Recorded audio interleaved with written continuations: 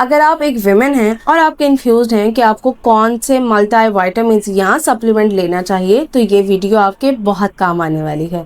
Because हम women's को हर stage के ऊपर डिफरेंट न्यूट्रिशनल रिक्वायरमेंट्स होती हैं, क्योंकि हमारे हार्मोन्स चेंज होते रहते हैं और उसके मुताबिक अपने विटामिन्स और सप्लीमेंट मैनेज करना बहुत ज़्यादा ज़रूरी होता है।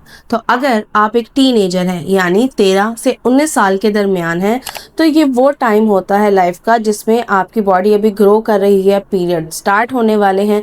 तो आपका मेजर फोकस होना चाहिए प्रोटीन, आयरन और कैल्शियम के ऊपर, क्योंकि अगर इस टाइम इसकी डेफिशिएंसी हो गई तो हमें through out the life bone health या फिर बार बार खून की कमी का सामना करना पड़ सकता है। और अगर आपकी एज 20 से 30 साल के दरमियान में है, तो ये वो पीक टाइम होता है लाइफ का जिसमें करियर स्ट्रेस बहुत ज़्यादा होता है, वर्क प्रेशर बहुत ज़्यादा होता है। तो आपका मेजर फोकस होना चाहिए protein, iron, omega 3 fatty acids और विटामिन B12, क्योंकि अगर इस दरमियान इसकी डेफिशिएंसी होती है तो हमें PCOS या फिर इरेगुलर पीरियड्स का सामना करना पड़ सकता है। और अगर आप प्रेगनेंसी फेज के अंदर हैं तो आपका मेजर फोकस होना चाहिए protein, iron, vitamin D and DHA।